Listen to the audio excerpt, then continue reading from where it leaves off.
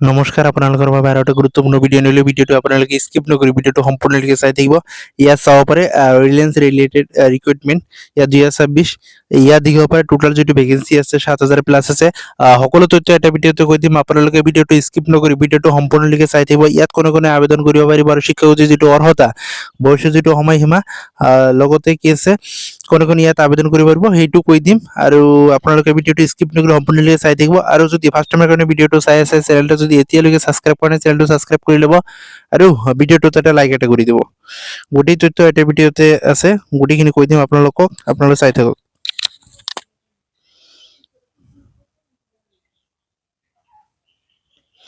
ইয়াত চাব পাৰে আপোনালোকে ৰিলায়েন্স যিটো ৰিটেইল কেছ ৰিক্ৰুইটমেণ্ট অভাৰভিউ আছে, ইয়াত চাব পাৰে ডিটেইলছ আৰু ইনফৰমেশ্যন ইয়াত দিয়া আছে।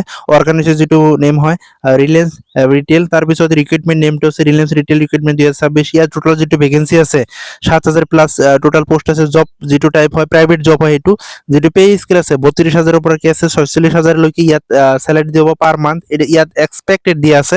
তাৰপিছত এপ্লিকেশ্যন যিটো মোড হয় অনলাইন যোগেদি ইয়াত আবেদন কৰিব পাৰিব। জব লোকেশ্যন যিটো হয় এক্ৰছ ইণ্ডিয়া, মানে অল ইণ্ডিয়া জব হয়, ইয়াত অসমৰ সকলো ল'ৰা ছোৱালী ইয়াত আবেদন কৰিব পাৰিব।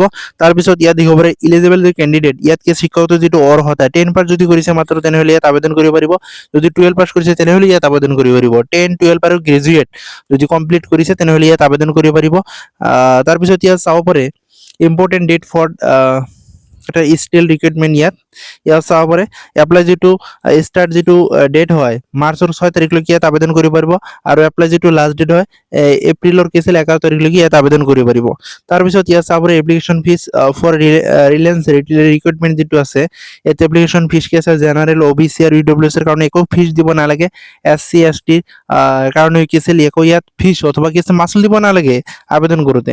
তাৰপিছত ইয়াত চাব পাৰে ৰিলায়েন্স ৰিক্ৰুইটমেণ্ট যিটো ভেকেঞ্চি ডিটেইলছ ইয়াত দিয়া আছে, পোষ্টবিলাকৰ নাম অথবা কি আছে নেমবিলাক ইয়াত দিয়া আছে।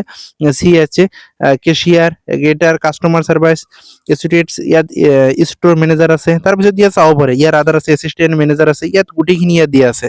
যদি আপোনালোকে কি আছিল আবেদন কৰিব বিচাৰিছে আবেদন কৰি ল'ব। তাৰপিছত ইয়াত যিটো এজ লিমিট হয় কেণ্ডিডেট শুড বি বিটুইন 18 মানে 18ৰ পৰা মানে 18ৰ পৰা 40 বছৰলৈকে যদি ইয়াৰ ভিতৰত যদি বয়স আছে তেনেহ'লে আবেদন কৰিব পাৰিব। অথবা 18ৰ পৰা 40 বছৰ, যদি 18ৰ পৰা 40 বছৰ যদি হৈছে তেনেহ'লে ইয়াত আবেদন কৰিব পাৰিব। ৰিলায়েন্স ৰিলেটেড যিটো ৰিক্ৰুইটমেণ্ট হয় এডুকেশ্যন যিটো কোৱালিফিকেশ্যন মইতো কৈ দিলোঁ, তথাপি ইয়াত কি আছিল আৰু মেনশ্যন কৰি দিয়া আছে।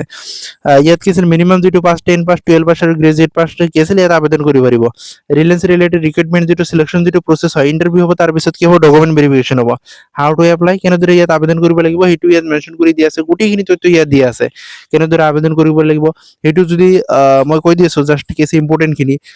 ইয়াত কি আছিল ৱেবছাইটত ভিজিট দ্য অফিচিয়েল ৱেবছাইটত গৈ কি আছে কি কৰিব লাগিব, ইয়াত যিটো মানে ছেকশ্যন জব ছেকশ্যন বা কেৰিয়াৰ আছে তাত ক্লিক কৰি তাৰপিছত কি আছিল search for the related post যিটো cashier grader customer service post গ্ৰেডত কি আছে কোনটো পোষ্টত আবেদন কৰিব, ইয়াত ক্লিক কৰি তাৰপিছত কি আছিল আবেদন কৰিব লাগিব। তাৰপিছত ক্লিক অন এপ্লাই অনলাইন, তাৰপিছত কমপ্লিট কি আছে ডিটেইলছত কি আছিল যিটো এডুকেশ্যন যিটো কোৱালিফিকেশ্যন হয় গোটেইখিনি তাত দিব লাগিব। লাষ্টত ছাবমিট কৰিব লাগিব। তাৰ কি আছে লাষ্টত প্ৰিণ্ট আউট কৰিবলৈ গৈছে ইয়াত।